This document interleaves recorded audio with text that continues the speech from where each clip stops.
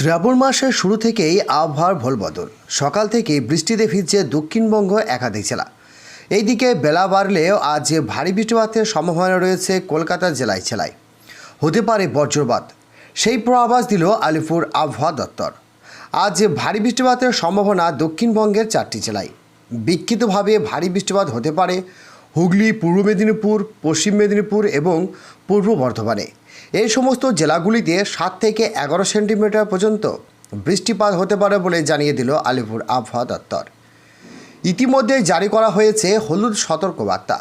আজ দক্ষিণবঙ্গে প্রায় সব জেলাতেই বজ্রবিদ্যুৎ সহ হালকা থেকে মাঝারি বৃষ্টির পূর্বাভাস রয়েছে।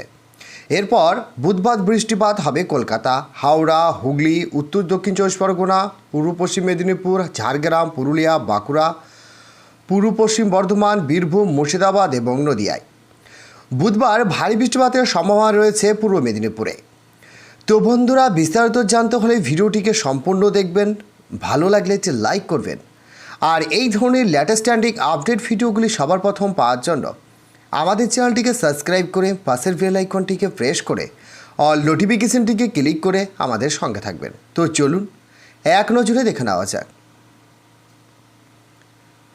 বুধবার থেকে বৃষ্টির দাপট কমলেও সপ্তাহভর রাজ্য জেলাগুলিতে বিক্ষিপ্তভাবে হালকা থেকে মাঝারি বৃষ্টি চলবে। তবে কোনো সতর্কবার্তা জারি করা হয়নি আবহাওয়া দপ্তর থেকে। আজ গাঙ্গে পশ্চিমবঙ্গে হোয়াইট স্পেন রেনের সম্ভাবনা রয়েছে। তবে বাতাসে জলীয় বাষ্প পরিমাণ বেশি থাকাও বাহাল থাকবে আর্দ্রজনিত অস্বস্তি। আজ ভারী বৃষ্টিপাতের সম্ভাবনা রয়েছে উত্তরবঙ্গের 2 জেলায়।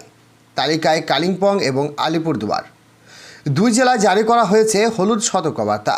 এছাড়া চলিত সপ্তাহের ভারী বৃষ্টিপাতে আপাতত কোনো সম্ভাবনা নেই উত্তরবঙ্গে। হালকা থেকে মাঝারি বৃষ্টি জারি থাকতে পারে, এমনটাই জানিয়েছেন তারা।